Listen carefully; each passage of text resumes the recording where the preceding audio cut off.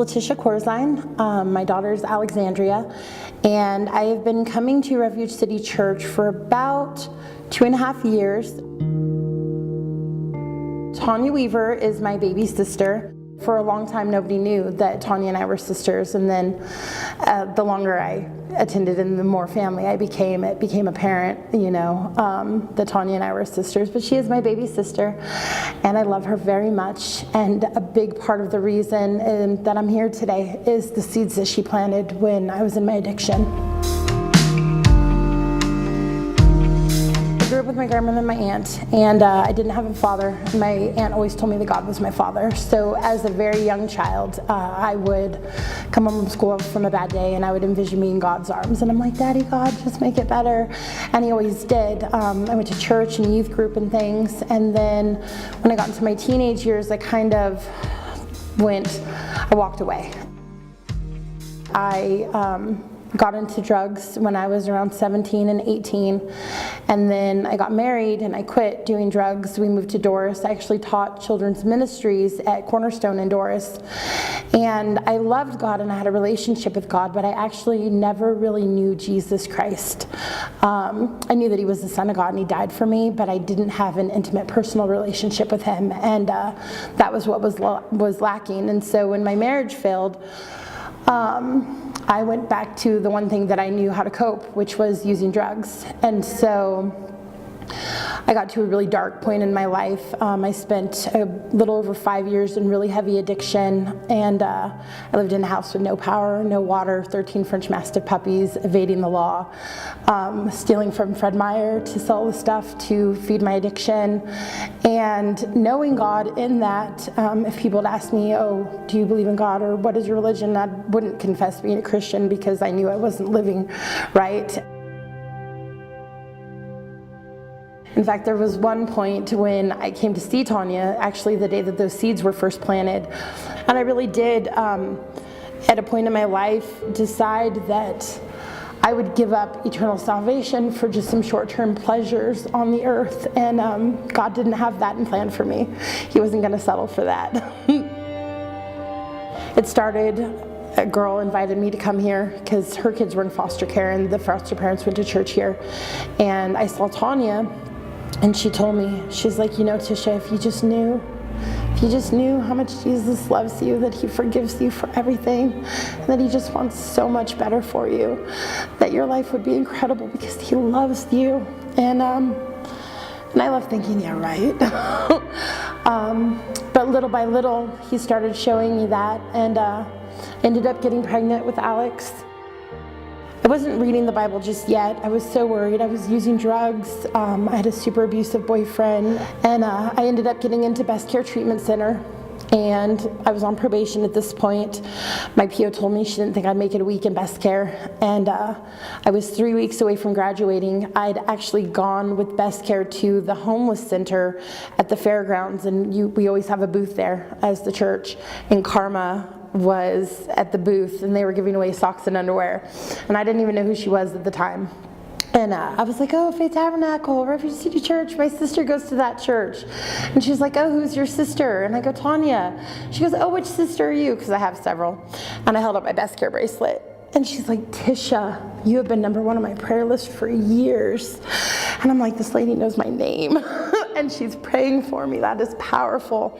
And I had planned on getting baptized at Life Recovery and at church here as well. I was still in treatment, so I couldn't attend church here. But I was going to get somebody to bring me to go get baptized because I'd never been baptized before. And I ended up getting arrested 2 days later on a secret indictment from treatment 3 weeks before I graduated. It was one of the best things that ever happened to me. That sounds crazy. But I spent 36 days in jail, and it was nothing but me and God. And I just read my word every day, and I just trusted God every day, and we had some very intimate time together where I had no distractions. And so as I was reading the book of Isaiah, and I saw how the Israelites would sin and they would fall away, and then God was like, okay, but I'm going to save a remnant of you.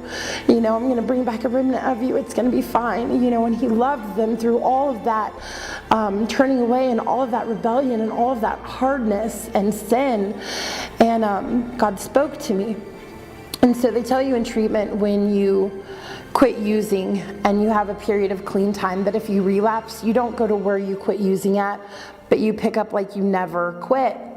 And this is what God said to me. He said, Tisha, when you walk away from me and you have a period of time without me and you come back to me, you don't come back to where you left me, because I never left you.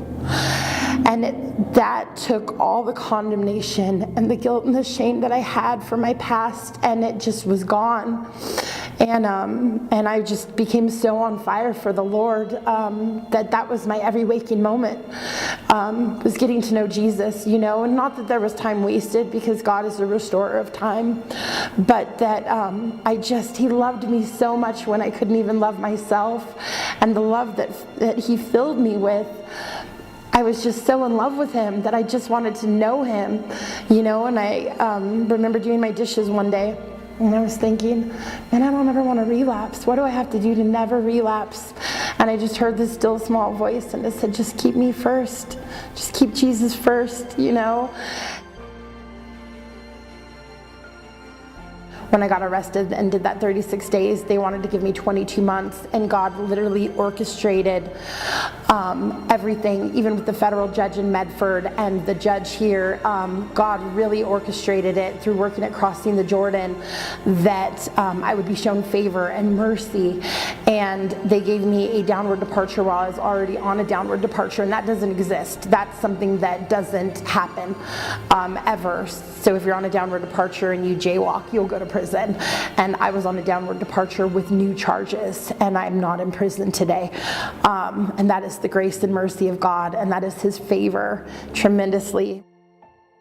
Working at the Crossing the Jordan store, I was supposed to be the house manager for their women and children's home, and so I had a good 6 months to prepare for that.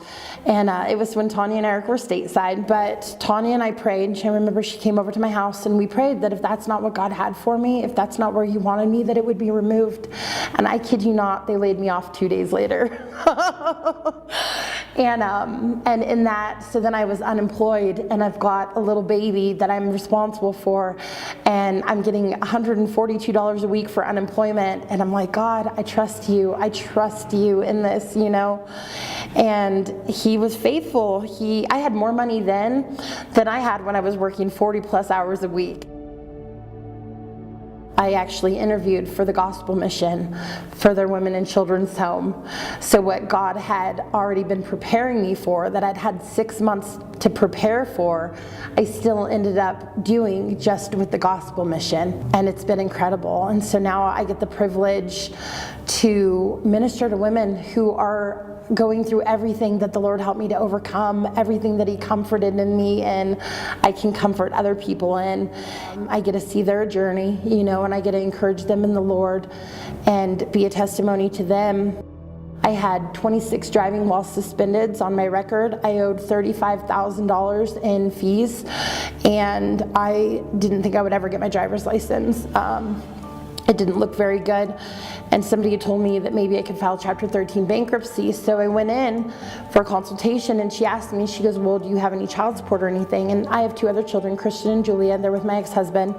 And then Riley is with my mom and dad. My mom and dad adopted her. And she printed out my divorce paperwork, and it said that I was charged $430 a month, and it had been going on 6 years, and so that was about $30,000. And the lady from the bankruptcy office was like, well, I can't help you if you have both. You need to take care of the child support before I can help you with the license.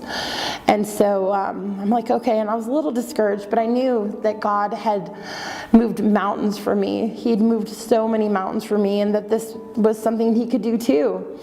And so I called all the departments of child support, Hillsborough, Salem, everywhere, and they're like, well, we don't have any record of it. We're not seeing any record of that. And finally I called the county that the divorce was filed in, Columbus County and Rainier, and they were like, well, we see it. We see that it was put in there, but it was never ordered in the judgment. They've never charged you a dime of child support, period. Whoa. Well, while I have you on the phone, if I wanted to get visitation with my children, what would I need to do? And she was like, oh, you just file a parenting, modified parenting order, and you can get visitation with your children. So God opened up that process for me to start, and forgave me and blessed me with not owing $30,000 in child support. I mean, and I know for sure that that was the grace of God, that was God right there moving in my favor, that I didn't have that child support. I got my license on Valentine's Day. It worked out perfectly because Tanya and Eric used the car of my mom's until they left back to Africa, and right as soon as they had left, right after they left, I got my license, and my mom was like, I'm gonna bless you with this car. And so she gave me a car. God's restored that relationship with my mom and my dad, and with Riley, and with my sisters, and it's just been so incredible. The man at the DMV, I'll never forget. He was like, man, I've never seen anybody come back from this. He goes, how did you do it? And I go, I'll tell you, I have a mighty God. And he got so excited, and he goes, I'm a Christian. And I'm like, isn't that great? And he goes, wow, this is incredible. And he had to call the guy in Salem and verify. And the man in Salem was like, wow, I've never seen anybody come back from that. How did she do it? And he goes, she says she has a mighty God. And I've got to say, I wouldn't have been able to do it without the love and support of the body of Christ. You know, Jen Myers has helped me tremendously. Tanya and Eric have helped me tremendously.